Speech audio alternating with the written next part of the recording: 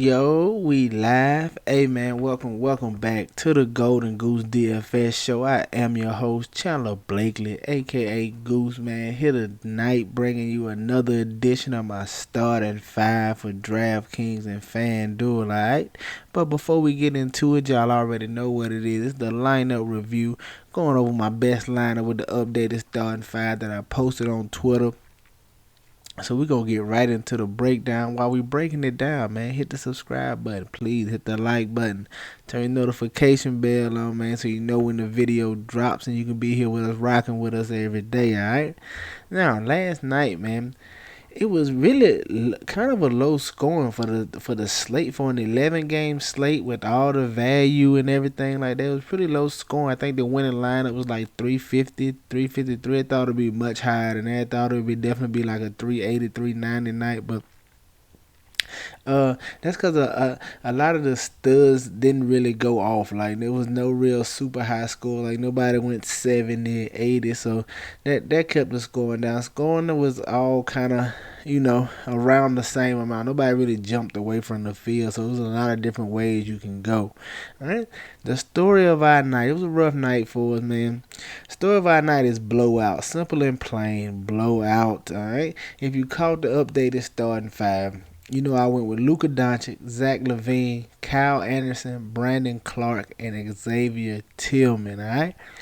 Now, let's get into how I got into that. I'm usually, and once I get through this first part, you're going to see, all right, this is going to be like a full in-depth look to the thought process of how you build it, all right? Full in-depth look. Let me show you how I got to what I got to yesterday, all right? Now, I thought this was going to be one of the better games on the slate. It had a pretty decent total on it. It was projected to be a close game. The Mavs was only favored by 2. I knew both of these teams were playing. They still jostling for position. Grizzlies trying to make sure they secure their play-in spot. So I knew this should be a competitive game. Like I said, it had a solid total.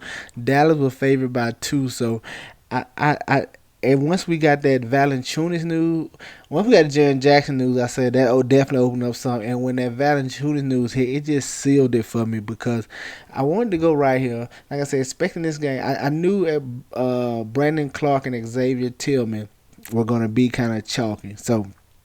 But I thought they were extremely good plays, especially with Valanciunas and Jaren Jackson being out.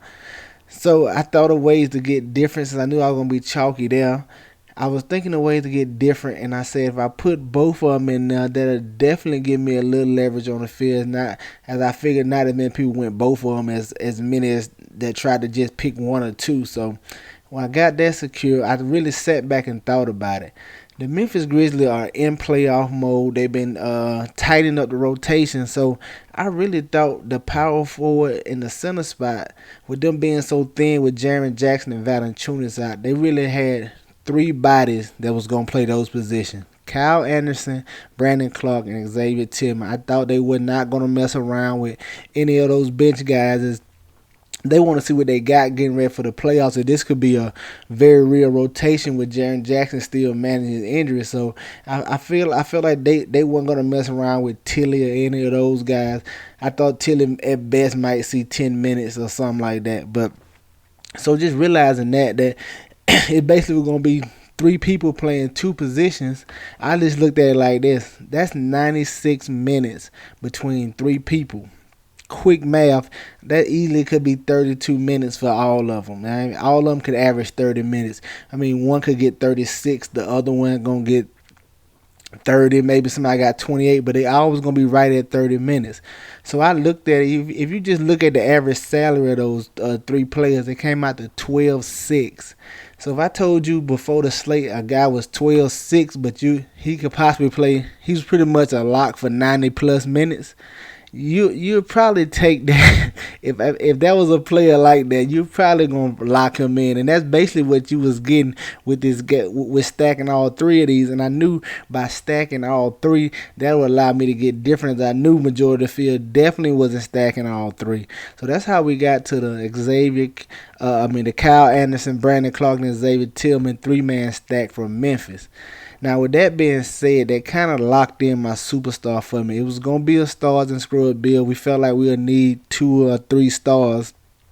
So by having those three, I thought by not running it back with possibly with one of the higher projected scores on the slate from the other side of the game, from the other side of the same game, I just pretty much knew I had to go Luka Doncic. If I didn't go Luka, I was giving up a lot of leverage by going these three because if the game is close, maybe we get lucky, get an overtime or something, and if it really is a shootout in a close game, that means everybody was doing what they needed to do. So I felt like it. So by locking in those three Grizzlies, Luka Doncic pretty much picked itself. And then rounding out the starting five, I wanted to go Zach Levine just to go. I knew that was still trying to find a way to play off of some of the chalk I had. I wanted to go for a new what would be a low owned superstar in Zach Levine.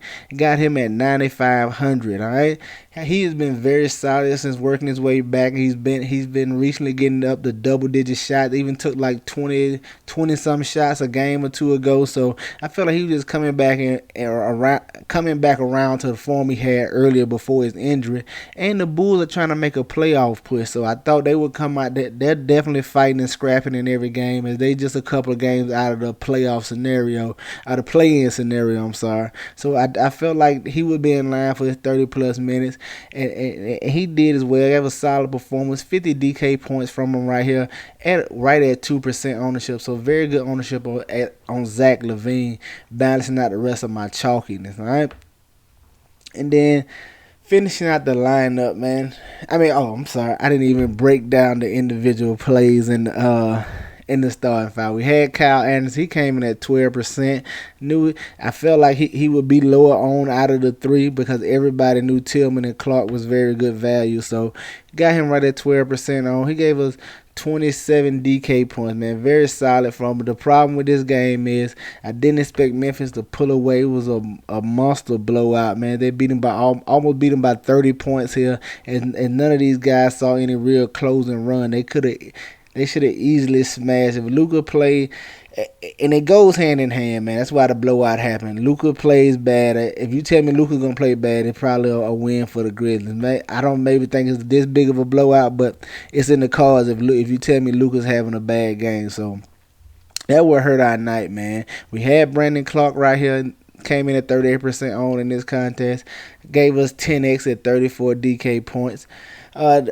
Then Xavier Tillman down here at the bottom, he came in at 44% on. Just gave us 24 DK points as he only saw 20-something minutes. He didn't need to come back in and close out the game. All right.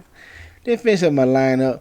Wanted to go Ben Simmons. When we got that news that Joel Embiid was out, I got to a lot of Ben Simmons and Tobias Harris. I didn't think Ben Simmons would come in this high on, but right at 21%, he had 42 DK points. Very solid. Right at 6x for Ben Simmons. Very solid performance. And then finish up the lineup. Wanted to go Dwight Howard. We got the news that we were looking for. If you saw the video yesterday, you know I was on Dwight Howard. A lot of people were. I didn't care right here at 4,200. He came in at 45% on and just did not get the run here, man. And did not give us the production. They started Mike Scott. He got the majority of the run as the 76ers lost in this matchup to the Pacers. So definitely expected a way bigger performance from Dwight Howard. That hurt us on the night. And then coming in at the my last roster spot, I wanted to go Evan Fournier. He's been playing very well the last 4 or 5 games, averaging over 30 DK points. I thought that was, if he just gets you his average, he's going to 6x for you right here on this 5,400 price tag. And if you saw the video yesterday, you know I like this Miami-Boston game. I had a lot of it. That Jimmy Butler injury hurt me, but I had a lot of Tatum from this game as well. So we got Evan Fournier, nice performance from him at 44 DK points, all right? That did it for us yesterday, man. Like I said, a losing night last night, but we're going to try to get it corrected on this Wednesday slate here, man. Coming in, we got a nice 6-gamer. Should be a little more it could get just as wild as well, man. Like I said, you really gonna have to just lock in on the games that mean something and the teams that gotta play, and that's where you want to try to pull most of your players from. At least that's what I'm trying to do, because if the game doesn't have any playoff implications, if one team is already out of it or whatever, there's no telling what they want to do. So a good thing tomorrow, a lot of these teams are still fighting for playoff positioning and stuff like that. So most of these games matter tomorrow. Most of every game tomorrow got a team in it that's playing for something. So We should be good to go tomorrow, and you just got to find the plays you like. So with me at the point guard at the top, I want to start out with DeJounte Murray going against the Brooklyn Nets. Spurs are one of those teams still fighting to get in the play-in scenario where hold a spot, all of the above. And DeJounte Murray right here is a very nice price tag on him, 7,100 going against the Brooklyn Nets. A little up-tempo game for him, a little uptick in pace for him. You know DeJounte Murray is one of those guys who can fill up the stat sheet, is a triple-double threat. I'm going to love getting to him at this price tag tomorrow as the Spurs player should be on full minutes load, barring any blowout or anything. All right, get you some DeJounte Murray tomorrow. Coming in as shooting guard, I want to look at Kentavious Caldwell-Pope. He's been very solid the last couple of games as well, shooting very good from the field as the Lakers needed, as Caldwell-Pope is trying to round in the playoff form. The Lakers team as a whole is trying to get in the playoff form, and Caldwell-Pope has really been showing up for the team as of late. I think we can get to him right here at this 4,200 price tag, going against a fast-paced, horrible Houston Rockets team here. He could easily take double-digit shot attempts right here and bound to hit a few going against a horrible defense like the Rockets. I like getting the Kentavious Caldwell-Pope tomorrow. Coming in at small forward, the guy I went to last night, want to come right back to him as the price didn't move. Evan Fournier right here at 5,500 going against the Cleveland Cavaliers. Boston has to win this game. They're still fighting for position. The only thing I'm worried about here is a blowout, but I'm definitely going to like pieces of this Boston team going against Cleveland. Hopefully Cleveland can scrap and stay in it at least until early in the fourth quarter, as I like a lot of this Boston team tomorrow. Which brings me to my next play, the power forward. I think we can look right back at Jason Tatum. Price went down to $300 from tonight. He was very solid going against the Heat. Last night. He's going to be... He has a great matchup against the Cleveland Cavs right here. There's not even nobody they can even attempt to throw at him. He's going to dog Dean Wade if Dean Wade is starting and checking him tomorrow. Definitely just hoping Cleveland can stay in this game, but I'm going to like getting to Jason Tatum as him and Evan Fournier and Kemba Walker should lead the offensive punch for the Celtics, all right? And then round out at center, I want to look at Kelly Olynyk at 7,800. Price is down a little bit. Tough matchup against the Lakers. I think people are not going to look his way very often as they're going to expect this game to blow out. But Olynyk has been very solid every game, even in blowouts. He's really averaging like 40 plus DK points in this last 8, 9, 10 games, man. He's been very solid. I definitely want to take a look at Kelly Olynyk for this 7,800, all right? There you have it, my starting five for DraftKings right now. DeJounte Murray, Kentavious Caldwell-Pope, Evan Fournier, Jason Tatum, and Kelly Olynyk. All right, now let's go take a look at Fanduel and see what I'm liking over there. Coming in on Fanduel, staying with my boy at the top, DeJounte Murray, 7,200. Like I said, loving the matchup, loving the price. You definitely going to want to take some shots on some Spurs tomorrow in this matchup against the Nets. Coming in as shooting guard, a guy I want to look at, Kyrie Thomas. We talked about him last time on FanDuel. We're going to bring him right back up, especially this 4,500. The guy's been pushing 30 minutes off the bench. He's coming in looking to score. He's looking to take his shot. He's been playing pretty solidly offensively, giving you right at 30 DK points. 30 fantasy points in almost every matchup he's been in, man. I think you can definitely look at him in this matchup against the Lakers, especially if all those guys are out. He's going to continue to see big minutes. Coming in at small forward, guy I want to look right back to, Rui Hachimura. We rolled him out the other night when they played these Hawks. He did okay, just didn't shoot that well from the field. Expecting him to still see that same shot volume, that same offensive workload, but anticipating him shooting a little better this go round in the matchup, man. I think this price is still too cheap for him over here for the role. He's expected to have 30 plus minutes. He's going to expect to be the number 2 scorer, man, behind Westbrook. So get you some Rui Hachimura. Coming in at power forward, staying with my boy Jason Tatum. Once again, one of my favorite plays for tomorrow. Just looking for him to lead the charge in these Celtics, man. This is where he's a young star in the making, and spots like this is where young stars going to have to make their name. I think he's ready for the task. Get you some Jason Tatum. And coming in at center, staying with my boy Kelly Olynyk, 8,300, a little bit more expensive over here on Fanduel, but very much still in play. Expecting his ownership to be down over here, I like getting the Kelly Olynyk. And there you have it, man. My starting five on FanDuel: DeJounte Murray, Kyrie Thomas, Rui Hachimura, Jason Tatum, and Kelly Olynyk. All right, get you some exposure to these guys. Get them in your player pool. You know I'm gonna have them in mind.